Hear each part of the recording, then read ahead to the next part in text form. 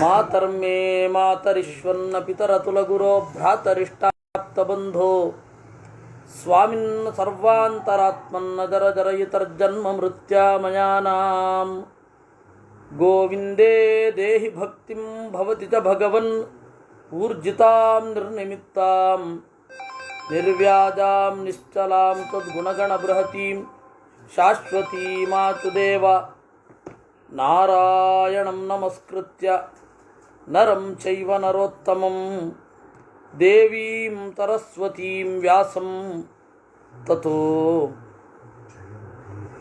ಜಯಮುದೀರಯೇ ವಿಜಾನತಾಂ ಅವಿತ್ತಸ್ಯ ಮಧ್ವಸ್ಯ ಜಗತಿ ಗುರೋಃ ಪೂರ್ವಾಚಾರ್ಯಮಹಿಷ್ಠಾನಾಂ ಇಯಂ ಪ್ರಣತಿಮಾಲಿಕಾ ಪೂರ್ಣಜ್ಞಾನಾಯ ವಿದ್ಮಹೇ ಪೂರ್ಣಾನಂದಾಯ ಧೀಮಹಿ ತನ್ನೋ ವ್ಯಾಸ ಪ್ರಚೋದಯಾತ್. ಧರ್ಮೋಪಸ್ಥಃ ಹರಿವರೂಥಃ ಉಪಾಯಾಪಾಯಕೂಬರಃ ಅಪಾನಾಕ್ಷಪ್ರಾಣಯುಗಃ ಪ್ರಜ್ಞಾಯುಗ್ಜೀವಬಂಧನಃ ಚೇತನಾಬಂಧುರಶ್ಚಾರುಃ ಆಚಾರಗ್ರಹಣೇ ಮಿಮಾನ್ ದರ್ಶನಸ್ಪರ್ಶನವಹೋ ಘ್ರಾಣಶ್ರವಣವಾಹನಃ ಪ್ರಜ್ಞಾನಾಭಿಃ ಧರ್ಮತಂತ್ರ ಪ್ರತೋದೋ ಜ್ಞಾನಸಾರಥಿಃ ಕ್ಷೇತ್ರಜ್ಞಾಧಿಷ್ಠಿತೋ ಧೈರ್ಯಃ ಶ್ರದ್ಧಾದಮಪುರಸ್ಸರಃ ತ್ಯಾಗರಶ್ಮ್ಯನುಗಕ್ಷೇಮ್ಯಃ ಶೌಚಗಃ ಧ್ಯಾನಗೋಚರಃ ಜೀವಯುಕ್ತೋ ರಥೋ ದಿವ್ಯಃ ಬ್ರಹ್ಮಲೋಕೆ ವಿರಾಜತೆ. ಬಹಳ ಸೊಗಸಾದ ಭಾಗದಲ್ಲಿ ನಾವು ಬಂದು ನಿಂತಿದ್ದೇವೆ. ಈ ಭಾಗವನ್ನು ನಾವು ಅನುಸಂಧಾನ ಮಾಡಲೇಬೇಕು. ನಮ್ಮ ಇಡೀ ಜೀವನ ಇರೋದು ದೇವರೆಡೆಗಿನ ಪ್ರಯಾಣ ಅಲ್ವೇ? ದೇವರ ಎಡೆಗಿನ ಪ್ರಯಾಣ ಏನಿದೆ ಅದೇ ಜೀವನ, ದೇವರೆಡೆಗಿನ ಜೀವನ. ಆ ದೇವರೆಡೆಗಿನ ಜೀವನವನ್ನು ರಥ ಅಂತ ಹೇಳ್ತಾ ಇದ್ದಾರೆ. ದೇವರ ಕಡೆಗೆ ಹೋಗುವ ಬಾಳು ಏನಿದೆ ಅದು ರಥ ಇದ್ದ ಹಾಗೆ. ಏಕೆಂದರೆ ಉಪನಿಷತ್ತುಗಳಲ್ಲಿ ಶರೀರವೇ ರಥ ಅಂತೆಲ್ಲ ಹೇಳಿದ್ದಾರೆ. ಆದರೆ ಇಲ್ಲಿ ಸ್ವಲ್ಪ ವಿಭಿನ್ನವಾಗಿ ಅದನ್ನು ನಿರೂಪಣೆ ಮಾಡ್ತಾ ಇದ್ದಾರೆ. ಜೀವಯುಕ್ತೋ ರಥೋ ದಿವ್ಯೋ ಬ್ರಹ್ಮಲೋಕೆ ವಿರಾಜತೆ ಅಂತಾರೆ. ಜೀವನಿಂದ ಕೂಡಿದ ರಥ ಏನಿದೆ ಬ್ರಹ್ಮಲೋಕದಲ್ಲಿ ಕಂಗೊಳಿಸುತ್ತೆ. ರಥದ ಅವಯವಗಳು ಯಾವುದ್ಯಾವುದು ಅಂತ ಹೇಳ್ತಾರೆ. ಧರ್ಮೋಪಸ್ಥಃ, ರಥದ ಚೌಕಟ್ಟು ಬಂದು ಧರ್ಮ. ಹ್ರೀವರೂಥಃ, ಕೂತ್ಕೊಳ್ತಾನಲ್ಲ ಯಾರು? ಜೀವ ರಥದ ಮೇಲೆ ಕೂತ್ಕೊಳ್ತಾನೆ. ಕೂತ್ಕೊಳ್ಬೇಕಾದ್ರೆ ಆ ಕೆಳಗಡೆ ಅವನು ನಿಂತ್ಕೊಳ್ಳಿಕ್ಕೆ ಒಂದು ಜಾಗ ಇರುತ್ತೆ, ಬೇಸ್ ಅಂತ ಹೇಳ್ತೇವಲ್ಲ, ಅದು ಯಾವುದು ಅಂದರೆ ಹ್ರೀವರೂಥಃ. ಹ್ರೀ ಅಂತಂದರೆ ನಾಚಿಕೆ. ಕೆಟ್ಟ ಕೆಲಸ ಮಾಡುವಾಗ ಒಂದು ನಾಚಿಕೆ ಕಾಡಬೇಕು. ಅದು ಧರ್ಮದ ಚೌಕಟ್ಟಿನಲ್ಲಿರುವ ಬದುಕು ಎಂಬ ಬಂಡಿಗೆ ಒಂದು ಬೇಸದು. ಹರಿವರೂಥಃ ಉಪಾಯಾಪಾಯ ಕೂಬರಃ. ಕೂಬರ ಅಂತ ಹೇಳಿದ್ರೆ ಸಾರಥಿ ಕೂಡುವ ಜಾಗ. ಅದೇನಾಗಿರುತ್ತೆ, ತ್ರಿಕೋನಾಕಾರದಲ್ಲಿರುತ್ತೆ ಸಾರಥಿ ಕೂಡುವ ಜಾಗ ರಥಗಳಲ್ಲಿ. ಇಲ್ಲಿ ಉಪಾಯ ಮತ್ತು ಅಪಾಯ. ಉಪಾಯ ಅಂತಂದರೆ ಒಂದು ಕೆಲಸವನ್ನು ಹೇಗೆ ಮಾಡಬೇಕು ಅಂತನ್ನುವ ಟೆಕ್ನಿಕ್. ಅದನ್ನು ಕೃಷ್ಣ ಯೋಗ ಅನ್ನುವ ಹೆಸರಿನಲ್ಲಿ ನಿರೂಪಣೆ ಮಾಡಿದ್ದಾನೆ. ಅದೇ ಸಾರಥಿ ಕೂಡುವ ಜಾಗದ ತರಹ ಡ್ರೈವಿಂಗ್ ಸೀಟ್, ಅದು ಡ್ರೈವರ್ ಸೀಟ್. ಅದು ಉಪಾಯ ಕೂಬರ ಅಂದ್ರೇ ಡ್ರೈವರ್ ಸೀಟ್ ಅಂತ ಅರ್ಥ. ಉಪಾಯ ಮತ್ತು ಅಪಾಯ ಯಾವುದು ನಮಗೆ ಒಗ್ಗೋದಿಲ್ವೋ, ನಮ್ಮ ಮನಸ್ಸಿಗೆ ಪಕ್ವತೆಯನ್ನು ಕೊಡ್ತಾ ಇಲ್ವೋ, ಅದರಿಂದ ಹಿಂದೆ ಬರಬೇಕು. ಅದು ಅಪಾಯ. ಅದೇ ಡ್ರೈವಿಂಗ್ ಫೋರ್ಸ್ಗೆ ಆಶ್ರಯ. ಉಪಾಯ ಅಪಾಯ ಕೂಬರಹ. ಇನ್ನೊಮ್ಮೆ ಹೇಳ್ತೇನೆ, ಧರ್ಮೋಪಸ್ಥ. ಈ ಬಾಳಬಂಡಿಗೆ ಧರ್ಮವೆಂಬ ಚೌಕಟ್ಟಿದೆ. ಕೆಟ್ಟ ಕೆಲಸವನ್ನು ಮಾಡಲು ನಾಚಿಕೆ ಅಂತನ್ನುವ ಬೇಸಿದೆ. ಉಪಾಯ ಅಪಾಯ ಕೂಬರಹ. ಒಳ್ಳೆಯ ಕೆಲಸವನ್ನು ಮಾಡುವ ಟೆಕ್ನಿಕ್ಕು ಅಪಾಯ. ನಮಗೆ ಯಾವುದು ಮನಸ್ಸಿಗೆ ಒಳಿತನ್ನು ಸಮಾಧಾನವನ್ನು ಉಂಟು ಮಾಡೋದಿಲ್ವೋ ಅದರಿಂದ ಒಂದು ಸ್ವಲ್ಪ ಹಿಂದೆ ಸರಿಬೇಕು. ಇದು ನಮ್ಮ ಮನಸ್ಸಿಗೆ ಒಗ್ಗುತ್ತಾ ಇಲ್ಲ, ನಮಗೆ ದೋಷವನ್ನು ತೂರಿಸ್ತಾ ಇದೆ ಅಂತ ಹೇಳಿ ಅದರಿಂದ ಉಪಾಯವಾಗಿ ಹಿಂದೆ ಸರಿಬೇಕು. ಅದೇ ಅಪಾಯ. ಈಗ ವಿಪರೀತ ತಣ್ಣೀರಿನಲ್ಲಿ ಸ್ನಾನ ಮಾಡಲಿಕ್ಕೆ ಹೋಗೋದು ನಮಗೆ ಅಪಾಯ ಆದರೆ, ವಿದ್ಯಾಮಾನ್ಯರಿಗೆ ಕಣ್ಣು ಆಪರೇಷನ್ ಆಗಬೇಕಾಯ್ತು. ಇದನ್ನು ನಾವು ನೋಡಿದ್ದೇವೆ, ಆದ್ದರಿಂದ ಹೇಳ್ತಾ ಇರೋದು. ವಿದ್ಯಾಮಾನ್ಯರಿಗೆ ಕಣ್ಣಿಗೆ ಆಪರೇಷನ್ ಆಗಬೇಕಾಯ್ತು. ಯತಿಗಳು ದಿವಸಕ್ಕೆ 3 ಸ್ನಾನ ಮಾಡ್ತಾ ಇದ್ದರು. 3 ಹೋದರೆ 2 ಮಾಡಬೇಕು. ಅಶಕ್ತಸ್ಯ ಯತೆ ಸ್ನಾನಂ ದ್ವಿವಾರ ಮಿತಿ ಚೋದನ. ಅಟ್ಲೀಸ್ಟ್ 2 ಬಾರಿ ಮಾಡಬೇಕು. ಕಣ್ಣಿನ ಆಪರೇಷನ್ ಮಾಡಿಸ್ಕೊಂಡ್ರೆ ಆವಾಗ 15-20 ದಿವಸ ತಲೆ ಮೇಲೆ ನೀರು ಹಾಕ್ಕೊಳ್ಳಿಕ್ಕಿಲ್ಲ. ಆವಾಗ ಇದ್ದದ್ದು, ಈಗೇನೋ ಗೊತ್ತಿಲ್ಲ, ಪ್ರಾಯ ಈಗಲೂ ಅದೇ ಇರಬಹುದು. ಬಟ್ಟೆಯನ್ನು ಒದ್ದೆ ಮಾಡಿ ಮೈ ತುಂಬ ಒರೆಸ್ಕೋಬೇಕು ಅಷ್ಟೆ. ಕಣ್ಣಿನ ಪೊರೆ ಕಾಣಿಸ್ತಾ ಇಲ್ಲ. ಅವ್ರು ರಾತ್ರಿ ಎಚ್ಚರ ಆದಾಗೆಲ್ಲ ಓದ್ತಾ ಇದ್ರು. ಒಂದು ಸ್ವಲ್ಪ ಹೊತ್ತು ಓದೋದು, ಮತ್ತೆ ಮಲ್ಕೊಳ್ಳೋದು, ಹಾಗೆ ಮತ್ತೆ ಎದ್ದೇಳೋದು, ಹಾಗೆ ಅವ್ರದ್ದು ಅಧ್ಯಯನ ಆಗಿರ್ತಿತ್ತು. ಅವ್ರಿಗೆ ಕೇಳಿದ್ರು, ಅವರು ಓದ್ಲಿಕ್ಕೆ ಆಗ್ತಾ ಇಲ್ಲ ಅಂತಲೇ ಅವ್ರ ಕಣ್ಣಿನ ಆಪ್ರೇಷನ್ಗೆ ಒಳಪಡಬೇಕಿದ್ದದ್ದು. ಕೇಳಿದ್ರು, ಕಣ್ಣಿಗೆ ಆಪ್ರೇಷನ್ ಮಾಡಿಸ್ಕೊಳ್ಬೇಕು. ಹೌದು, ಸ್ನಾನ ಮಾಡಬಾರದಂತೆ. ಒಂದು ವೇಳೆ ಮಾಡಿದ್ರೆ ಏನಾಗುತ್ತೆ ಅಂದರು. ಸ್ವಾಮಿ, ಕಣ್ಣು ಪೂರ ಕೊಳೆತು ಹೋಗುತ್ತೆ ಅಂದರು ಡಾಕ್ಟ್ರು. ಹೌದಾ? 10 ದಿವಸ ಸ್ನಾನ ಬಿಡೋದ್ರಿಂದ ಕಣ್ಣು ಕೊಳೆಯದೆ ಶಾಸ್ತ್ರ ಓದಲಿಕ್ಕೆ ಅನುಕೂಲ ಆಗತ್ತೆ ಅಂತ ಆದರೆ ಅದನ್ನು ನಾನು ಮಾಡ್ಲಿಕ್ಕೆ ತಯಾರು ಅಂದರು ಅವರು. ಇಲ್ಲವೇ ಹಠ ಹಿಡಿದು ಇಲ್ಲ ಇಲ್ಲ ಇಲ್ಲ ನಾನು ಅದನ್ನಂತೂ ಬಿಡ್ಲಿಕ್ಕೆ ಸಾಧ್ಯ ಇಲ್ಲ ಅಂತ ಮಾಡಿದ್ದರೆ ಅದು ಅಪಾಯ, ಕಡ್ಡಿಗೆ ಅಪಾಯ. ಅದರಿಂದ ಹಿಂದೆ ತೊರೆಯೋದು. ಯಾವುದನ್ನು ಎಷ್ಟು ಮಾಡಬೇಕು, ಯಾವುದನ್ನು, ಯಾಕೆಂದರೆ ನಾವು ನೋಡಿದ್ದೀವಿ, ಇದರ ಎಕ್ಸ್ಟ್ರೀಮು ನೋಡಿದ್ದೀವಿ. ಅಯ್ಯೋ, ಕೆಲಸದವರನ್ನು ಕರೆಸಿದರೆ ಮೈಲಿಗೆ ಆಗತ್ತೆ ಅಂತ ತಾವೇ ಗಾರೆ ಕೆಲಸ ಮಾಡಿ ಟೈಲ್ಸ್ ಹಾಕಿದ್ದನ್ನು ನೋಡಿದ್ದೀವಿ. ಅದು ಎಂಥ ವಿಪರೀತ ಮಡಿಯೋದು. ಇನ್ನೂ ಭೀಕರವಾದದ್ದಿದೆ. ಅದನ್ನು ಹೇಳಿದ್ರೆ ನೀವೆಲ್ಲ ಕಿವಿ ಮುಚ್ಕೊಳ್ತೀರಾ. ಅಯ್ಯೋ, ಇವ್ನು ಮಾಡ್ಲಿಕ್ಕೆ ಬೇರೆ ಕೆಲಸವಿಲ್ಲ ಅಂತೀರ. ಅಷ್ಟು ಭೀಕರವಾದದ್ದಿದೆ. ಮಡಿ ಅಂತ ಹೇಳಿ ಇಟ್ಟುಕೊಂಡು ಕೆಲಸದವರನ್ನು ಕರೆದು ಅವರ ಒಳಗಡೆ ಬಿಡದೆ, ಮನೆ ಒಳಗಡೆ ಬಂದರೆ ಮೈಲಿಗೆ ಆಗುತ್ತೆ, ಟೈಲ್ಸ್ ಹೊಡೆದೋಗಿದೆ, ನಾವೇ ಹಾಕಬೇಕು ಅಂತ ಕಲಿತು ಮಾಡಿದವರನ್ನು ನೋಡಿದ್ದೇನೆ. ಇನ್ನೂ ಭೀಕರವಾದದ್ದಿದೆ ಅಂತ ಹೇಳಿದ್ನಲ್ಲ. ಇದು ಓವರ್. ಇದು ಅವ್ರ ಕೆಲಸ ನೀವು ಮಾಡಿ, ಅಷ್ಟರ ಬದಲು ಏನಾದರೂ ಓದಬಹುದಿತ್ತು, ಏನಾದರೂ ಪಾರಾಯಣ ಮಾಡಬಹುದಿತ್ತು ಅಲ್ವೇ?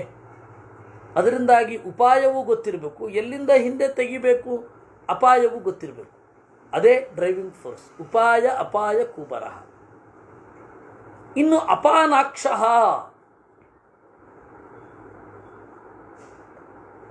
ಅಪಾನ ಅಂತ ಹೇಳಿದರೆ ದೇಹದ ಶುದ್ಧೀಕರಣ. ಅದು ಕೆಳಗಡೆ ಚಾಸಿ ಅಂತ ಇರುತ್ತಲ್ಲ, ಅದಕ್ಕೆ ಸಂಬಂಧಪಟ್ಟದ್ದು. ಉಸಿರು ಬಿಡುವುದನ್ನು ಪೂರ್ತಿಯಾಗಿ ಬಿಟ್ಟು ಪ್ರಾಣವನ್ನು ಸ್ವೀಕಾರ ಮಾಡೋದು. ಉಚ್ಛ್ವಾಸ ನಿಶ್ವಾಸಗಳು, ಉಸಿರು ಬಿಡೋದು, ಉಸಿರು ಹಿಡಿಯೋದು ಅಥವಾ ಉಸಿರು ತೆಗೊಳ್ಳೋದು ಕರೆಕ್ಟಾಗಿರಬೇಕು. ಅಟ್ಲೀಸ್ಟ್ ಜಪದಲ್ಲಾದರೂ. ಇದು ಅಪಾನ ಅಕ್ಷ ಪ್ರಾಣಯುಗ. ಪ್ರಜ್ಞಾಯುಗ್ ಜೀವಬಂಧನ. ಪ್ರಜ್ಞಾಪೂರ್ವಕವಾದ ನಡೆ ಏನಿದೆ ಅದು ರಥದ ಕೆಳಗಡೆ ಈ ಚಕ್ರ ಇರುತ್ತಲ್ಲ, ಆ ಚಕ್ರದ ಕೋಲು. ಚೇತನಾ ಬಂಧುರಶ್ಚಾರುಹು ಆಚಾರಗ್ರಹಣೆ ಮಿಮಾನ್. ಚೇತನಾ ಬಂಧು, ಜ್ಞಾನವನ್ನು ಬಯಸುವುದು ಅನ್ನೋದು ಇಡೀ ಬಾಳ ಬಂಡಿಯ ಗಟ್ಟಿತನ, ಜ್ಞಾನದ ಬಯಕೆ. ಬಂಧುರ ಅಂತಂದರೆ ಕಟ್ಟೋಣ ಅಂತ ಕರೀತಾರೆ. ಗಟ್ಟಿಯಾಗಿರ್ಬೇಕದು. ಬಿಲ್ಟಪ್ ಅಂತಾರಲ್ಲ, ಬಿಲ್ಟಪ್ ಏರಿಯಾ ಅಂತ ಒಂದು ವ್ಯವಹಾರ ಇದೆ ನಮ್ಮಲ್ಲಿ. ಅಂದರೆ ಕಟ್ಟಿದ ಬಗೆ. ಆ ಕಟ್ಟುವ ಬಗೆ ಏನು? ಚೇತನಾ ಬಂಧುರಃ. ಜ್ಞಾನಕ್ಕೆ ನಾವು ಪ್ರಾಧಾನ್ಯ ನೀಡಬೇಕು ಅನ್ನುವ ಭಾವ ಏನಿದೆ ಅದು ಚೇತನಾ ಬಂಧುರಃ. ಚಾರುಹು ಆಚಾರಗ್ರಹ ನೇಮಿಮಾನ್. ಆಚಾರ ಅಂದರೆ ಒಳ್ಳೆಯ ನಡೆ, ನೇಮಿ ಅಂದರೆ ರಥದ ನಡುವಣ ಭಾಗ. ದರ್ಶನ ಸ್ಪರ್ಶನವಹೋ ಘ್ರಾಣ ಶ್ರವಣವಾಹನ. ಆಮೇಲೆ ನೋಡೋದು, ಮುಟ್ಟೋದು ಇವುಗಳನ್ನು ಒಳಗೊಂಡ ಮತ್ತೆ ಘ್ರಾಣ ಶ್ರವಣ ವಾಹನ, ಎರಡು ಚಕ್ರ. ದರ್ಶನ ಸ್ಪರ್ಶನ, ನೋಡೋದು ಮುಟ್ಟೋದು. ಅದ್ರ ಜೊತೆಗೆ ಇನ್ನೊಂದು ಸುತ್ತಳತೆ ಇರುತ್ತೆ, ಮೂಸೋದು ಕೇಳೋದು. ತ್ಯಾಗ ರಶ್ಮ್ಯನುಗಃ ಕ್ಷೇತ್ರಜ್ಞಾಧಿಷ್ಠ ಪ್ರಜ್ಞಾನಾಭಿರ್ಧರ್ಮತಂತ್ರ ಪ್ರತೋದ ಜ್ಞಾನಸಾರಥಿ. ಆ ರಥದ ಮಧ್ಯಭಾಗ ಪ್ರಜ್ಞೆ ಅನ್ನೋದಾಗಿರಬೇಕು. ಧರ್ಮ ಅಂತನ್ನೋದು ಲಗಾಮ್ ಅಂತಾರಲ್ಲ, ಅದು ಕುದುರೆಯನ್ನು ಬಂಧಿಸಿದ ಹಗ್ಗ ಕೈಯಲ್ಲಿರಬೇಕಲ್ಲ, ಕಡಿವಾಣ ಅಂತ ಕರೀತಾರೆ ಕನ್ನಡದಲ್ಲಿ. ಹಿಂದಿಯಲ್ಲಿ ಏನು ಹೇಳ್ತಾರೆ? ಲಗಾಮ್ ಅಂತಾರೆ ಅದನ್ನು. ಆ ಕಡಿವಾಣ ಯಾವುದು ಅಂದರೆ ಧರ್ಮತಂತ್ರ, ಧರ್ಮದ ಬಗೆಗಿನ ಚಿಂತನೆ. ಜ್ಞಾನ ಸಾರಥಿ, ಜ್ಞಾನವೇ ಸಾರಥಿ. ಕ್ಷೇತ್ರಜ್ಞಾಧಿಷ್ಠಿತೋ ಧೈರ್ಯ. ದೇವರು ಈ ರಥದ ಸ್ವಾಮಿ, ನಾವು ಅದರ ಪ್ರಯಾಣಿಕರು. ಶ್ರದ್ಧಾ ದಮ ಪುರಸ್ಸರ. ಕುದುರೆ ಯಾವುದು ಅಂದರೆ ಶ್ರದ್ಧಾ ಮತ್ತು ದಮ. ವೇದದಿಂದ ನನಗೆ ಒಳ್ಳೆಯದಾಗತ್ತೆ ಅಂತನ್ನುವ ವಿಶ್ವಾಸ, ಇಂದ್ರಿಯ ನಿಗ್ರಹ ಅಂತನ್ನುವ ಇನ್ನೊಂದು ಕುದುರೆ. ಶ್ರದ್ಧಾ ಮತ್ತು ದಮ ಅಂತನ್ನುವ ಕುದುರೆ. ಧರ್ಮತಂತ್ರ ಅನ್ನೋದು ಚಾವಟಿ, ಲಗಾಮು ಎರಡೂ ಕೂಡ. ಅದರ ಜೊತೆಗೆ ಇನ್ನೊಂದು ಸೇರಿರಬೇಕು, ತ್ಯಾಗ ರಶ್ಮ್ಯನುಗಃ. ಯಾವುದೇ ವ್ಯಸನ, ಚಟ ಇಲ್ಲದೆ ಇರೋ ಹಾಗೆ ನೋಡ್ಕೊಳ್ಬೇಕು. ಚಟ ಅಂದರೆ ಏನ ವಿನಾ ಚಿತ್ತ ವಿಕ್ಷೋಭ ಅಂತ ರಾಘವೇಂದ್ರ ಸ್ವಾಮಿಗಳ ಚಂದದ ವಿವರಣೆ. ಅದು ನ್ಯಾಯಸುಧಾದಲ್ಲಿ ಒಂದು ಭಾಗ ಬರುತ್ತೆ. ನಹಿ ದೇವತಾ ಪ್ರಣಾಮ ವ್ಯಸನಿತಯ ಕ್ರಿಯತೆ. ದೇವತೆಯನ್ನು ನಮಸ್ಕಾರ ಮಾಡೋದು ಚಟದಿಂದ ಅಲ್ಲ ಅಲ್ವಾ. ಆ ವ್ಯಸನ ಅನ್ನೋದಕ್ಕೆ ಪರಿಮಳದಲ್ಲಿ ವಿವರಣೆ ಏನಂತ, ಏನ ವಿನಾ ಚಿತ್ತ ವಿಕ್ಷೋಭ. ಯಾವುದು ಇಲ್ಲದೆ ಹೋದರೆ ಮನಸ್ಸು ವಿಲ ವಿಲ ವಿಲ ವಿಲ ಒದ್ದಾಡುತ್ತೋ ಅದು ವ್ಯಸನ. ಯಾವುದರ ಬಗೆಗೂ ನಮಗೆ ಆ ಚಟ ಇರಬಾರ್ದು. ಅಂದರೆ ಇಲ್ಲದೆ ಹೋದ್ರೆ ಆಗೋದೇ ಇಲ್ಲ, ಕಾಫಿ ಇಲ್ಲದೆ ಹೋದರೆ ತಲೆನೋವು ಬರುತ್ತೆ, ಇತ್ಯಾದಿ ಇತ್ಯಾದಿಗಳು. ಅದನ್ನು ಇರೋ ಬಂದ್ಬಿಟ್ಟಿದೆ, ನಮ್ದಲ್ಲ ಅದು. ಆದರೆ ಅದನ್ನು ಮೀರ್ಲಿಕ್ಕೆ ಪ್ರಯತ್ನ ಪಡಬೇಕು. ಯಾರಿಗೆ ಇದೆ ಈ ಭಾವ ಅದನ್ನು ನಾವೇ ಗೇಲಿ ಮಾಡಬಾರದು. ಯಾಕೆಂದರೆ ಅದವ್ರ ಪಾಪ ಏನೋ ರೂಢಿಸ್ಕೊಂಡಿರ್ತಾರೆ. ಹೀಗೆ ಹೇಳಬಹುದು, ಅದನ್ನು ಬಿಡ್ಲಿಕ್ಕೆ ಪ್ರಯತ್ನ ಪಡ್ರಪ್ಪ ಅಂತ. ಅದನ್ನೇ ಹೇಳಿದ್ದು. ಆ ವ್ಯಸನ ಇರಬಾರದು, ಅದೇ ದಮ. ಆ ಎರಡು ಕುದುರೆಗಳು ಮುಂದೆ ಸಾಗೋದು. ತ್ಯಾಗ ರಶ್ಮಿ ಅನುಗ್ರಹ, ಅದನ್ನು ಚಾವಟಿ ಮತ್ತು ಲಗಾಮು ಯಾವುದು ಅದನ್ನು ಹಿಡಿದು ನಿಲ್ಲಿಸುವ ತಂತ್ರ ಅಂದರೆ ತ್ಯಾಗ, ಬಿಡೋದು. ಎಲ್ಲವನ್ನು ಯಾವಾಗಲೂ ಬಿಟ್ಬಿಡಿ ಅಂತಲ್ಲ. ಯಾಕೆಂದರೆ ಯಾವ ತ್ಯಾಗ ಅನ್ನೋದು ಇಂಪಾರ್ಟೆಂಟು. ನಾನು ಕಾಫಿ ಬಿಟ್ಟಿದ್ದೀನಿ ಅನ್ನೋದೇ ದೊಡ್ಡ ಅಹಂಕಾರ ಆಗೋದ್ರೆ,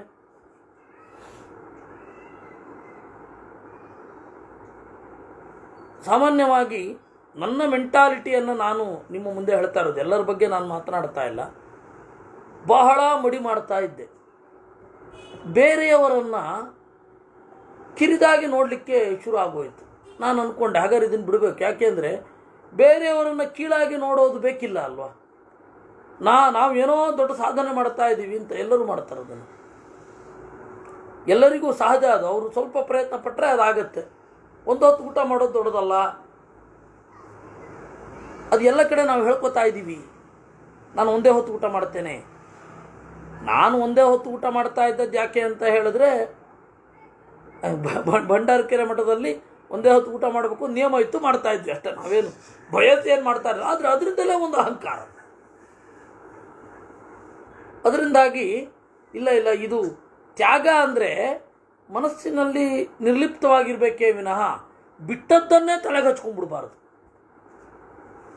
ನಾನು ಬಿಟ್ಟಿದ್ದೇನೆ, ಅವ್ರು ಬಿಟ್ಟಿಲ್ಲ ಅಂತ ಆಗಬಾರದು. ಇದು ಕೂಡ ತ್ಯಾಗವೇ. ನಾವು ಮಾಡ್ತಾ ಇರುವ ಆಚಾರದ ಬಗ್ಗೆ ಮಹತ್ವ ಭಾವನೆ ನಮಗಿರಬಾರದು. ಅದು ತ್ಯಾಗ ರಶ್ಮಿ ಅನುಗ್ರಹ. ಕ್ಷೇಮ್ಯ, ಗಳಿಸಿದ ಜ್ಞಾನವನ್ನು ಉಳಿಸಿಕೊಳ್ಳುವುದು.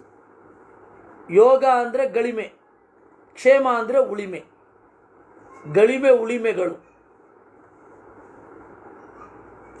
ಕ್ಷೇಮ್ಯ ಶೌಚಗಃ, ಶುದ್ಧಿಯಾಗಿ ಇರಬೇಕು, ಧ್ಯಾನದ ದಾರಿಯಲ್ಲಿ ಸಾಗಬೇಕು. ಇದು ಜೀವಯುಕ್ತವಾದ ರಥ. ಇದು ಬ್ರಹ್ಮಲೋಕದ ತನಕ ಇರುತ್ತೆ. ಬ್ರಹ್ಮಲೋಕೆ ವಿರಾಜತೆ. ಅದನ್ನು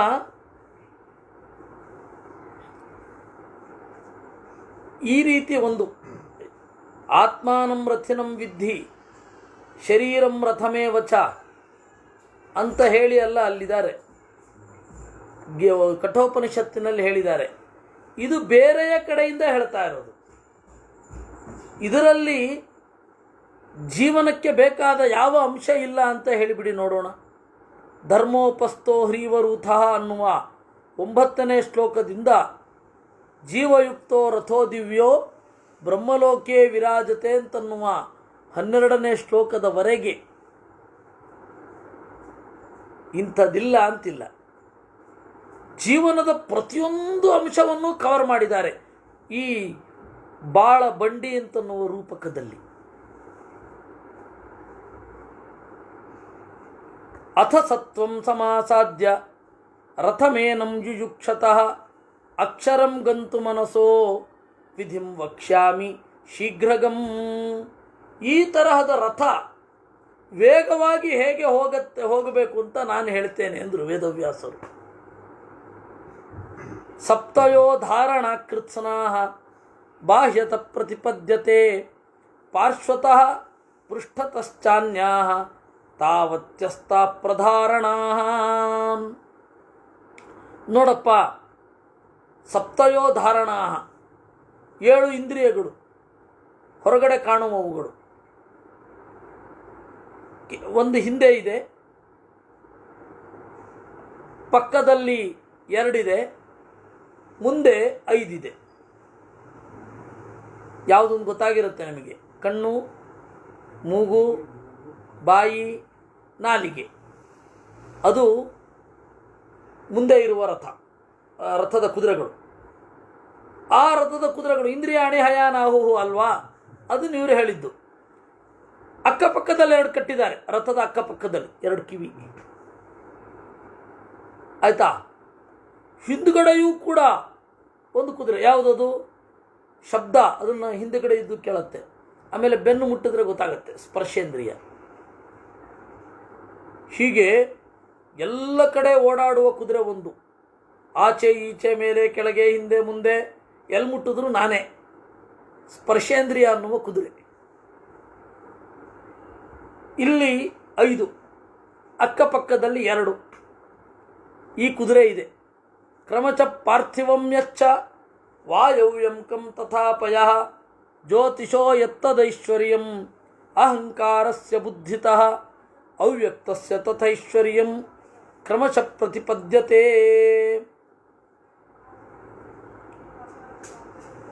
ಭೂಮಿ, ಗಾಳಿ, ಆಕಾಶ, ನೀರು, ಬೆಳಕು ಇವುಗಳನ್ನು ಗ್ರಹಿಸುವಂತಹ, ಅಂದರೆ ಈ ದಾರಿಯಲ್ಲಿ ವೇಗವಾಗಿ ಸಾಗುವಂತಹ ಕುದುರೆಗಳು. ವ್ಯುತ್ಕ್ರಮಾಚ್ಚಾಪಿ ಯಸ್ಯೈತೆ ತಥಾ ಯುಂಕ್ತೆ ಸಯೋಗತಃ ತಥಾಸ್ಯ ಯೋಗಯುಕ್ತಸ್ಯ ಸಿದ್ಧಿಮಾತ್ಮನಿ ಪಶ್ಯತಃ. ವ್ಯುತ್ಕ್ರಮಾಚ್ಚಾಪಿ ಯಸ್ಯ, ಇದರ ಕ್ರಮ ವ್ಯುತ್ಕ್ರಮ. ಕ್ರಮ ಅಂದರೆ ಕ್ರಮವಾದ ಭೋಗ. ವ್ಯುತ್ಕ್ರಮ ಅಂತಂದರೆ ನಾವು ಮತ್ತೆ ಭೋಗವನ್ನು ಅನುಭವಿಸದೇ ಇರೋದು. ಈ ತರಹದ ದಾರಿ. ಇದನ್ನು ನಾನು ಅನುಭವಿಸ್ತೇನೆ, ಇದನ್ನು ಅನುಭವಿಸಲ್ಲ. ಇದು 2. ನಿರ್ಮಥ್ಯಮಾನ ಸೂಕ್ಷ್ಮಾತ್ಮ ರೂಪಾಣ್ಯೇತ ನಿದರ್ಶಯೇತ್ ಶೈಶಿರಸ್ತು ಯಥಾ ಧೂಮಃ ಸೂಕ್ಷ್ಮ ಸಂಶ್ರಯತೆ ನಭಃ. ಈ ಭೋಗವನ್ನು ಸ್ವೀಕಾರ ಮಾಡೋದು, ಭೋಗವನ್ನು ತ್ಯಾಗ ಮಾಡೋದು ಇದೆಯಲ್ಲ, ಇದರಿಂದ ನಾವು ನಮ್ಮ ಮನಸ್ಸನ್ನು ಕಳೆದುಕೊಳ್ಳಬೇಕು. ಹೇಗೆ? ಶೈಶಿರಸ್ತು ಯಥಾ ಧೂಮಃ.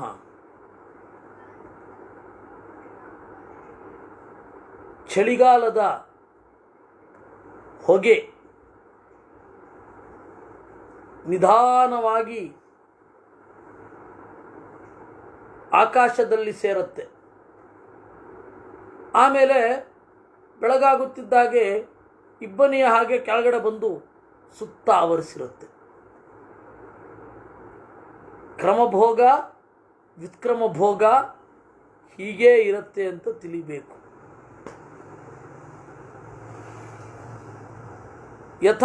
ತಥಾ ದೇಹಾದ್ವಿಮುಕ್ತಸ್ಯ ಪೂರ್ವರೂಪಂ ಭವತ್ಯುತ ಅಥ ಧೂಮಸ್ಯ ವಿರಮೇತ್ ದ್ವಿತೀಯಂ ರೂಪದರ್ಶನಂ.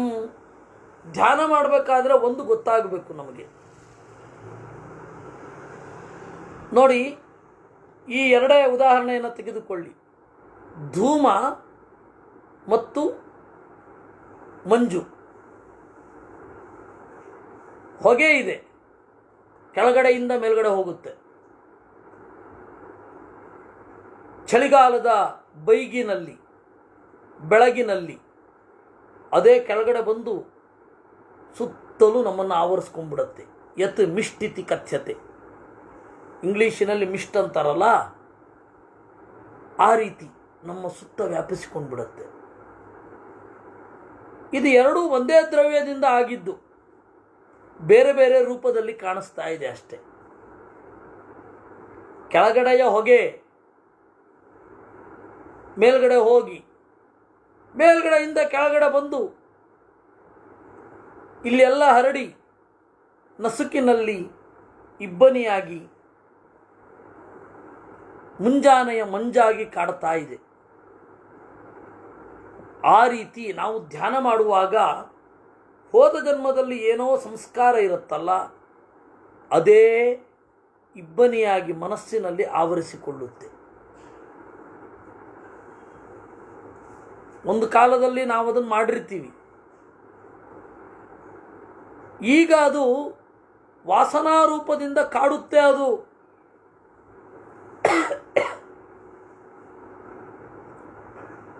ಯಾವುದೋ ಕಾಲದಲ್ಲಿ ನಮ್ಮಲ್ಲಿ ಇಣುಕಿದ ಬೇರೆ ಬೇರೆ ಭಾವನೆಗಳು ಈ ಕಾಲದಲ್ಲಿ ಬೇರೆ ಬೇರೆಯಾಗಿ ಕಾಡುತ್ತೆ. ಹೇಗೆ ಹೊಗೆ ಮೋಡವಾಗಿ, ಮೋಡದ ಕೆಲವೊಂದು ಎಕ್ಸ್ಟ್ರಾಕ್ಷನ್ ಇಬ್ಬನಿಯಾಗಿ ಕಾಡುವ ಹಾಗೆ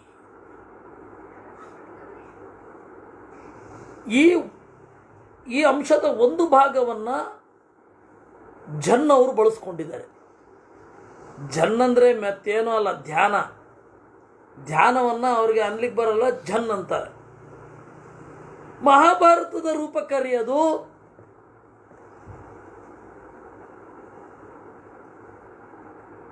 ಓದುವಾಗ ಮನಸ್ಸು ಒಂದು ಕ್ಷಣ ಇದರ ಸವಿಯನ್ನು ಸವಿಯುತ್ತಾ ನಿಂತು ಬಿಡುತ್ತೆ. ಆದರೆ ಹೇಳುವಾಗ ಹಾಗೆ ನಿಲ್ಲಿಸ್ಲಿಕ್ಕಾಗಲ್ಲ. ಆಗತ್ತಾ? ನೀವು ನನ್ನ ಮುಖ ನೋಡ್ತಾ ಇರ್ತೀರಿ, ಏನು ಮಾತೇ ಬರ್ತಾ ಇಲ್ಲ ಅಂತ.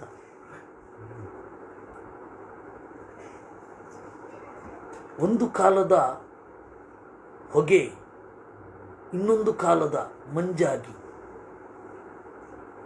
ಇಬ್ಬನಿಯಾಗಿ ಕಾಡುವ ಹಾಗೆ ಒಂದು ಕಾಲದ ಕ್ರಿಯೆ ಇನ್ನೊಂದು ಕಾಲದ ಸಂಸ್ಕಾರವಾಗಿ ಕಾಡುತ್ತೆ. ಇದಕ್ಕೆ ದಾರಿ ಏನು? ಇಬ್ಬನಿ ಕರಗಬೇಕು, ಮಂಜು ಕರಗಬೇಕು ಅಂದರೆ ಸೂರ್ಯ ಬೆಳಗಬೇಕು ಅಷ್ಟೆ.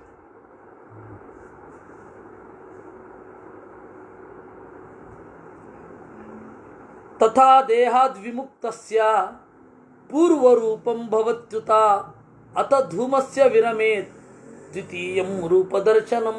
ಹೀಗೆಯೇ ದೇಹದಿಂದ ಬಿಡುಗಡೆಗೊಂಡ ಮೇಲೆ ಹಿಂದೆ ಪೂರ್ವರೂಪ ಹೀಗೆ ಕಾಡುತ್ತೆ. ಅಥ ಧೂಮಸ್ಯ ವಿರಮೇತ್ ದ್ವಿತೀಯಂ ರೂಪದರ್ಶನಂ. ಆಮೇಲೆ ಈ ಹೊಗೆ ಹೋಗೋದು ನಿಂತರೆ ಅಲ್ಲಿಂದ ಏನು ಬರೋಲ್ಲ. ಈ ಮೇಘಾಲಯದ ಜಗತ್ತಿನ ಅತ್ಯಂತ ಎತ್ತರದ ಹಳ್ಳಿ, ಅಲ್ಲಿ ಮಳೆನೇ ಬರಲ್ಲ. ಯಾಕೆ ಹೇಳಿ? ಮೋಡಕ್ಕಿಂತ ಮೇಲ್ಗಡೆ ಇದೆ ಆ ಹಳ್ಳಿ. ಹಾಗೆ ಕೆಟ್ಟ ಸಂಸ್ಕಾರಕ್ಕಿಂತ ನಮ್ಮ ಮನಸ್ಸು ಮೇಲ್ಗಡೆ ಹೋದರೆ ಧ್ಯಾನ ಶುದ್ಧ ಆಗೋಗುತ್ತೆ. ಜಲರೂಪಮಿವಾಕಾಶೇ ತತ್ರೈವ ಆತ್ಮನಿ ಪಶ್ಯತಿ ಅಪಾಂ ವ್ಯತಿಕ್ರಮೇ ಚಾಪಿ ವಹ್ನಿ ರೂಪಂ ಪ್ರಕಾಶತೆ. ನಾವು ಧ್ಯಾನದಲ್ಲಿ ಇದರ ನಿಯಮನ ಮಾಡುವ ದೇವತೆಗಳ ಹಿಂದೆ ಹೋದಾಗ ಇದು ಬೇರೆಯದೇ ಆದ ಆಯಾಮವನ್ನು ತೆರ್ಕೊಳ್ಳುತ್ತೆ.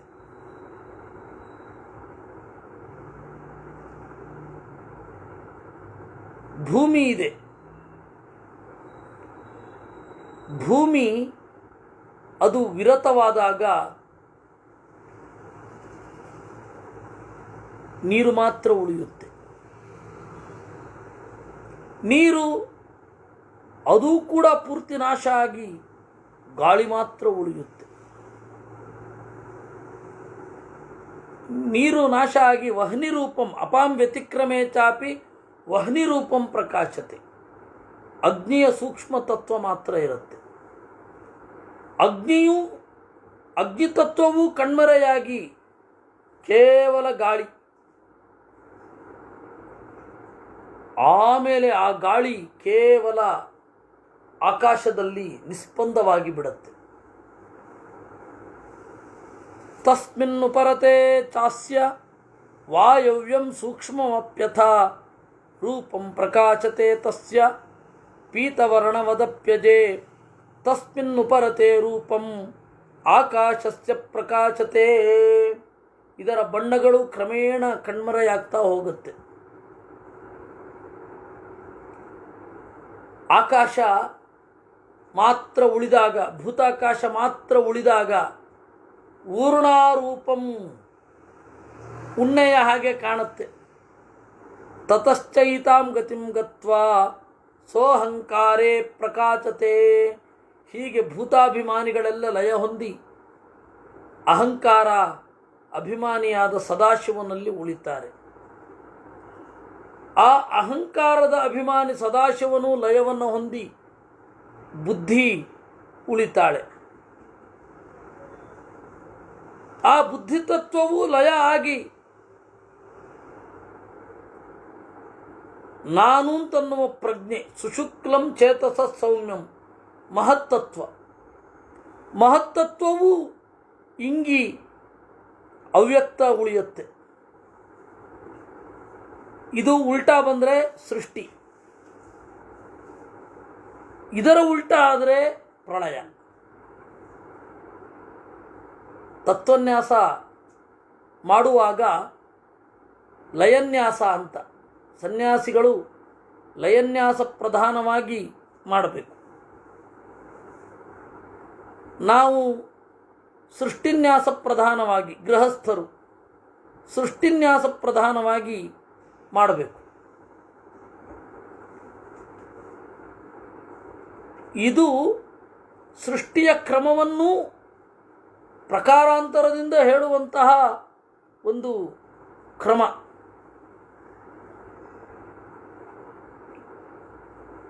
ಭಾಗವತ ಇದನ್ನು ವಿವರವಾಗಿ ಹೇಳಿದೆ.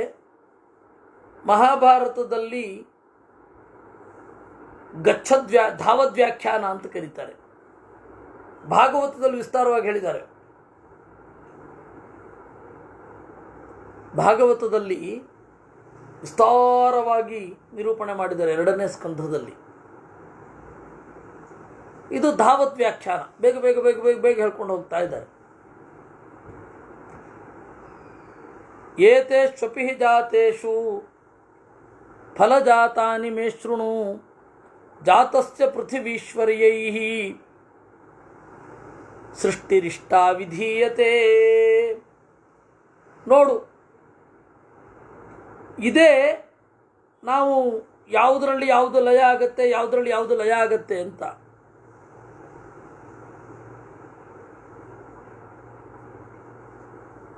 ಅದು ಉಲ್ಟಾ ಆದರೆ ಸೃಷ್ಟಿ. ಯಾವುದರಿಂದ ಯಾರು ಬಂದರು, ಆಚೆ ಬಂದರು, ಯಾವುದರಿಂದ ಯಾರು ಆಚೆ ಬಂದರು ಅಂತ.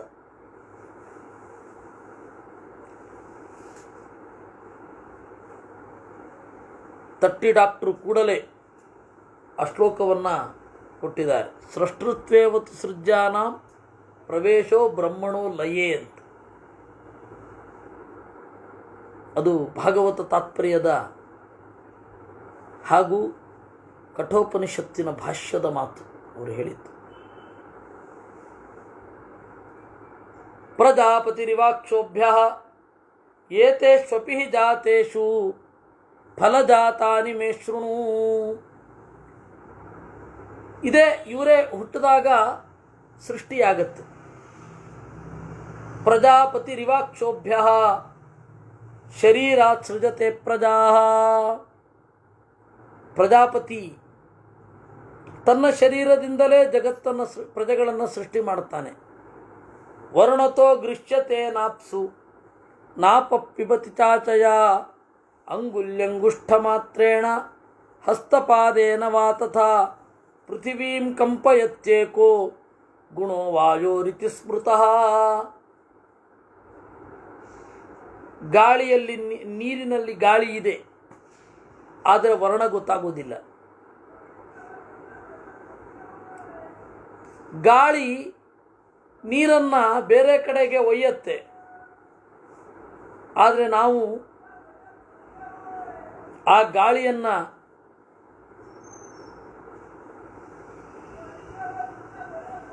ಗಾಳಿಯ ಬಟ್ಟೆ ನೀರು ಅಂತ ಅನುಸಂಧಾನ ಮಾಡ್ತೇವೆ. ನೀರು ಪ್ರಾಣನ ಬಟ್ಟೆ, ಗಾಳಿಯ ಬಟ್ಟೆ ಯಾವುದು? ನೀರು ಅಂತ. ನಾವು ಊಟ ಮಾಡುವಾಗ ಅಮೃತೋಪಸ್ತರಣಮಸಿ ಅಮೃತಾಪಿಧಾನಮಸಿ, ಊಟಕ್ಕಿಂತ ಒಂದು ಸ್ವಲ್ಪ ಮೊದಲು ನೀರು ಕುಡಿ, ಊಟ ಮಾಡು, ಮತ್ತೆ ನೀರನ್ನು ಕುಡಿ. ಅಮೃತ ಉಪಸ್ತರಣಮಸಿ, ಪ್ರಾಣನ ಬಟ್ಟೆ. ನೀರು ಪ್ರಾಣನ ಕೆಳಗಡೆಯ ಬಟ್ಟೆ, ಆಮೇಲೆ ಪ್ರಾಣನ ಮೇಲ್ಗಡೆಯ ಬಟ್ಟೆ. ಅಂದರೆ ಮೊದಲು ನೀರು ಕುಡೀರಿ, ಆಹಾರ ಪದಾರ್ಥಗಳನ್ನು ಒಳಗೆ ಹಾಕಿಕೊಳ್ಳಿ, ಆಮೇಲೆ ನೀರು ಕುಡೀರಿ ಒಂದು ಸ್ವಲ್ಪ ಹೊತ್ತಾದಮೇಲೆ. ಅದನ್ನು ಅಮೃತೋಪಸ್ತರಣಮಸಿ ಅಮೃತಾಪಿಧಾನಮಸಿ ಅಂತ ಪ್ರಾತಿನಿಧಿಕ ಕ್ರಿಯೆ. ಅದನ್ನು ನಾವು ಮಾಡೋದೇ ಹಾಗೆ. ಆ ಪ್ರಾತಿನಿಧಿಕ ಕ್ರಿಯೆಯನ್ನು ನಾವು ಮಂತ್ರದಲ್ಲಿ ಹೇಳ್ತೀವಿ. ಆ ಮಂತ್ರ ಹೇಳದೇ ಇದ್ದವರು ಮಾಡೋದು ಅದನ್ನೇ. ಅದರಿಂದಾಗಿ ವರ್ಣತೋ ಗೃಹ್ಯತೆ ನಾಪ್ಸು ನಾಪ ಪಿಬತಿ ಚಾಶಯ. ಗಾಳಿ ನೀರನ್ನೆಲ್ಲ ಒಳಗಡೆ ಸೆಳೆಯೋದಿಲ್ಲ. ಅಂಗುಲ್ಯಂಗುಷ್ಟ ಮಾತ್ರೇಣ ಹಸ್ತಪಾದೇನ ವಾ ತಥಾ ಪೃಥಿವೀಂ ಕಂಪಯತ್ಯೇಕೋ ಗುಣೋ ವಾಯೋರಿತಿ ಸ್ಮೃತಃ. ಆದರೆ ಈ ನೀರನ್ನು, ಈ ಭೂಮಿಯನ್ನು ಅಲುಗಾಡಿಸುವಂಥದ್ದು ಗಾಳಿ. ಆಕಾಶಭೂತಶ್ಚಾಕಾಶೇ ಸವರ್ಣತ್ವಾನ್ನ ದೃಶ್ಯತೆ. ಈ ಗಾಳಿ ಏನಿದೆ ಆಕಾಶದಲ್ಲಿ ಆಗಸವಾಗಿ ಅದು ಕಾಣೋದಿಲ್ಲ, ಇನ್ವಿಸಿಬಲ್.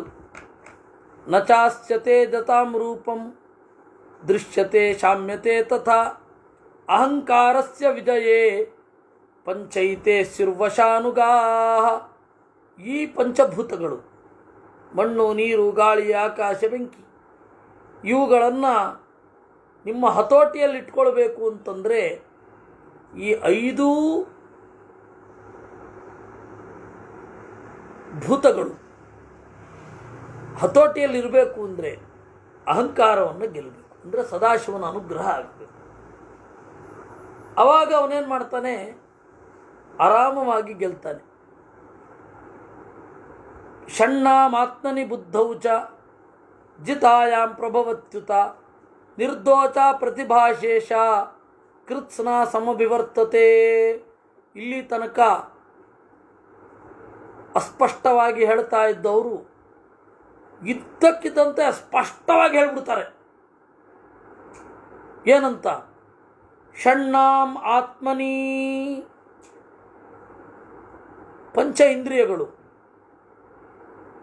ಒಂದು ಮನಸ್ಸು. ಇದು ಹತೋಟಿಗೆ ಬರೋದು ಯಾವಾಗ ಅಂದರೆ ಬುದ್ಧಿಯನ್ನು ಗೆದ್ದಾಗ. ಆ ಬುದ್ಧಿಯ ಕೆಲಸ ಏನು ಅಂದರೆ ನಿರ್ದೋಷ ಪ್ರತಿಭಾಶೇಷ ಕೃತ್ಸ್ನ ಸಮಭಿವರ್ತತೆ. ಅದು ಹೊಳಹು. ಆ ಹೊಳಹಿನಲ್ಲಿ ದೋಷ ಇರಲ್ಲ. ಏಕೆಂದರೆ ದೈತ್ಯ ಪ್ರತಿಭೆ ಅಂತ ಒಂದಿರುತ್ತೆ. ಅವ್ರು ಹೇಳೋದು ಬಹಳ ದೊಡ್ಡದು ಅನ್ನೋ ಅರ್ಥದಲ್ಲಿ ವಿದೇಶಿಯರು. ಆದರೆ ದೈತ್ಯ ಪ್ರತಿಭೆ ಕೆಟ್ಟವರಿಗೆ ಒಂದು ಹೊಳೆಯುತ್ತೆ, ಅದಲ್ಲ. ಅದರಲ್ಲಿ ಆ ಪ್ರತಿಭೆ ತನ್ನ ದೋಷಗಳನ್ನು ನಿವಾರಿಸಿಕೊಳ್ಳುತ್ತೆ. ಹೊಳಹು ಏನಿದೆ ಅದು ನಿರ್ದುಷ್ಟ ಆಗಬೇಕು ಅಂತಂದರೆ ಇದನ್ನು ಅನುಸಂಧಾನ ಮಾಡಬೇಕು.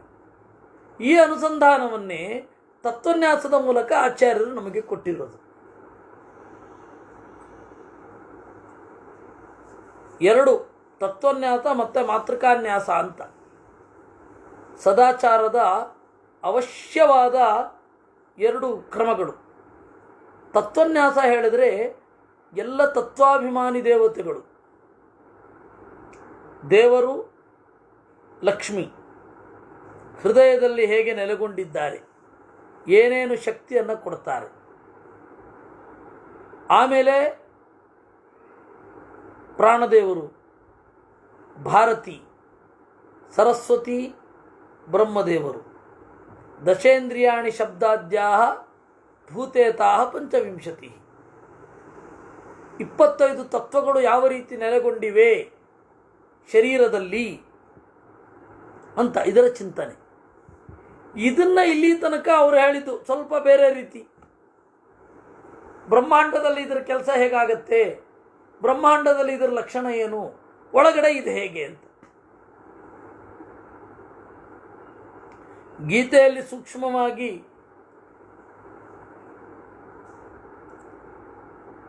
ಇದನ್ನು ಹೇಳಿದ್ದಾರೆ.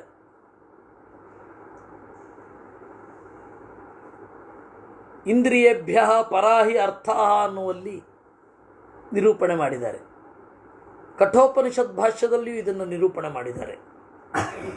ಇದನ್ನು ದೈನಂದಿನ ಅನುಸಂಧಾನ ಮಾಡೋದು ಹೇಗೆ ಅಂತ ಹೇಳಿ ತತ್ವನ್ಯಾಸ. ಇದಾದ ಮೇಲೆ ದೇವರು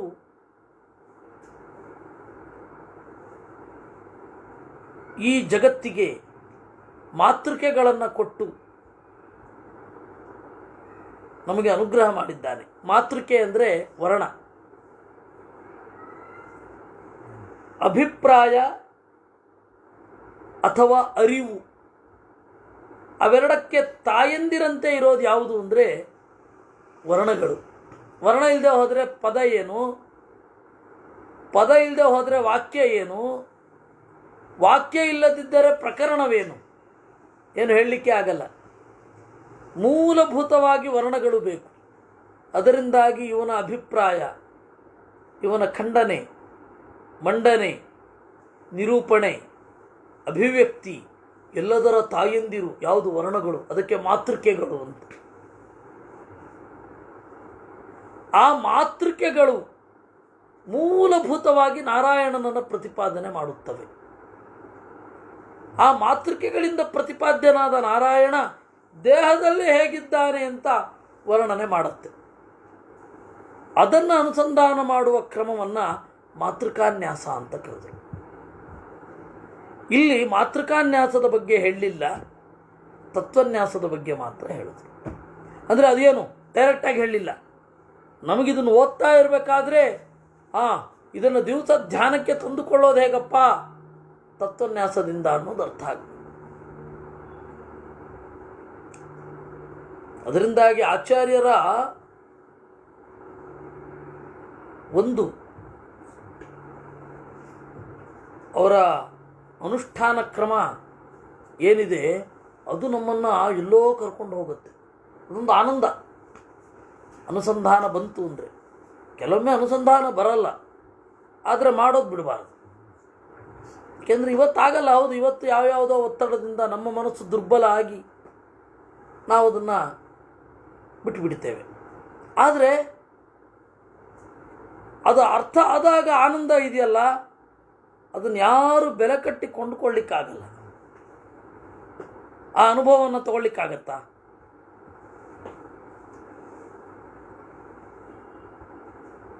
ಬೇರೆ ತಂತ್ರಗಳಿರಬಹುದು, ನಾನಿಲ್ಲ ಅನ್ನಲ್ಲ, ಆದರಿಷ್ಟು ಅನುಭವವನ್ನು ಕೊಡ್ತಾವ ಇರಬಹುದು ಬೇರೆ ತಂತ್ರಗಳು. ಆದರೆ ವೇದಾಂತದ ಜೊತೆಗೆ ಬೆಸೆದುಕೊಂಡಿರುವ ತಂತ್ರ ಇದು. ವೇದದ ಜೊತೆಗೆ, ಇತಿಹಾಸ ಪುರಾಣಗಳ ಜೊತೆಗೆ ಬೆಸೆದುಕೊಂಡಿರುವಂತಹ ತಂತ್ರ.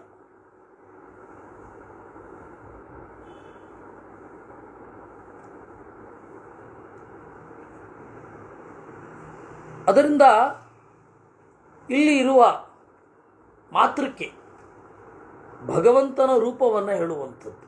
ಆಮೇಲೆ ಮಾತೃಕೆ ಅನ್ನೋದಕ್ಕೆ ದೇವಿಯ ರೂಪ ಅಂತ ಅರ್ಥ ಬಂತು. ಅದೆಲ್ಲ ಬೇರೆಯ ಕಾಂಟೆಕ್ಸ್ಟು, ಉಪಾಸನೆಯ ನಂತರದ ಕ್ರಮಗಳು ಅವೆಲ್ಲ. ನಿರ್ದೋಷ ಪ್ರತಿಭಾಶೇಷ ಅಂದರೆ ನಾವು ಶುದ್ಧವಾಗಿ ವೇದವನ್ನು ಅರ್ಥೈಸ್ಕೊಳ್ಬೇಕಾದ್ರೆ ಇದನ್ನು ಮಾಡಬೇಕು. ಪಂಚಭೂತಗಳು, ಪಂಚ ಇಂದ್ರಿಯಗಳು, ಪಂಚ ವಿಷಯಗಳು,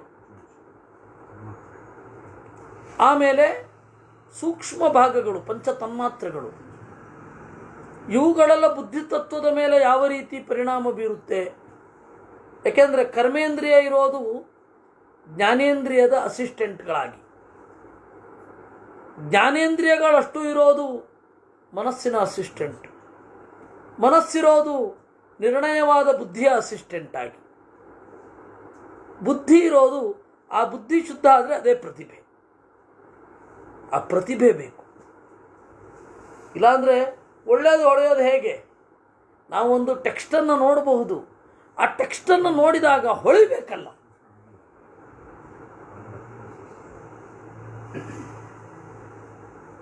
ನಾವು ಎಲ್ಲ ಗ್ರಂಥಗಳೆಲ್ಲ ಹಾಗೇ ಇದೆ.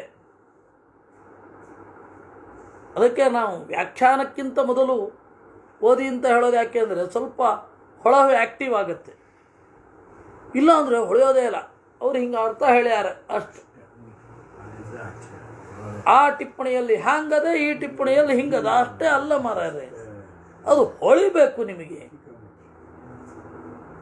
ಅದರಿಂದಾಗಿ ಅವರು ಹೇಳೋದು ನಿರ್ದೋಷ ಪ್ರತಿಭಾಶೇಷ ಕೃತ್ಸ್ನ ಸಮಭಿವರ್ತತೆ. ಅದು ಕೇವಲ ಕೋಶ ಇಟ್ಕೊಂಡು ವ್ಯಾಖ್ಯಾನ ಮಾಡೋದಲ್ಲ, ನಿಮಗದು ಆ ಸ್ಪಾರ್ಕ್ ಆಗಬೇಕು. ಕೋಶ ಇಟ್ಕೊಂಡು ಏಕಾಕ್ಷರ ಕೋಶ ಇಟ್ಕೊಂಡ್ರೆ ಯಾವನ್ ಬೇಕಾದರೂ ವ್ಯಾಖ್ಯಾನ ಮಾಡಬಹುದು ಅಲ್ಲ.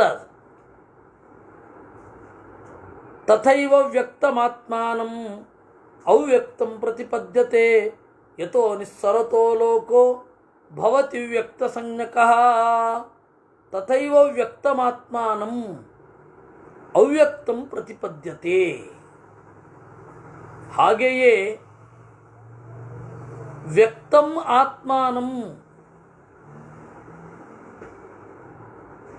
ನಮಗೆ ಅನುಭವಕ್ಕೆ ಬಂದ ಜೀವನನ್ನು ಅವ್ಯಕ್ತ ಹೊಂದುತ್ತೆ, ಅಥವಾ ಅವ್ಯಕ್ತನಾದ ದೇವರನ್ನು, ಅವ್ಯಕ್ತನಾದ ಅಂತರ್ಯಾಮಿಯನ್ನು ವ್ಯಕ್ತ ಪ್ರಪಂಚ ಗುರುತಿಸುತ್ತೆ.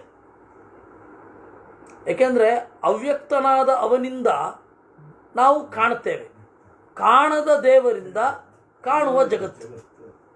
ಕಾಣುವ ಜಗತ್ತಿನ ನಾವು ಜಗತ್ತು ಕಾಣ್ತಾ ಇದೆ, ಕಾಣದ ತತ್ವದ ಕಡೆ ಪ್ರಯಾಣ ಮಾಡಬೇಕು. ಈಗ ಕಾಣುವುದರ ಮೂಲಕ ಕಾಣದ್ದರ ಕಡೆಗೆ ಹೋಗಬೇಕು. ಆ ಒಂದು ಪ್ರಯಾಣ ಇದೆಯಲ್ಲ, ಅದೇ ಈ ಧ್ಯಾನ ಅನ್ನೋದು. ಯತೋ ನಿಸ್ಸರತೆ ಲೋಕಃ ಭವತಿ ವ್ಯಕ್ತ ಸಂಜ್ಞಕಃ. ಇಷ್ಟು ನಮ್ಮ ಪ್ರಯಾಣವನ್ನು ಹೇಳೋದು. ಇದನ್ನೇ ಸಾಂಖ್ಯರ ಸಿದ್ಧಿ ಅಂತನ್ನೋದು. ಗೀತೆಯಲ್ಲಿ ಬಂದ ಸಾಂಖ್ಯ ಮತ್ತು ಯೋಗ, ಇದನ್ನು ಇನ್ನೂ ಬೇರೆ ರೀತಿಯಾಗಿ ನೋಡ್ತಾರೆ. ಯೋಗೇ ಸಾಂಖ್ಯೇಪಿ ಚ ತಥಾ ವಿಶೇಷಾನ್ ತತ್ರಮೇ ಶೃಣು ಅಂತ ಗೀತೆಯದ್ದೇ ವ್ಯಾಖ್ಯಾನ ಮತ್ತೆ ಬರುತ್ತೆ.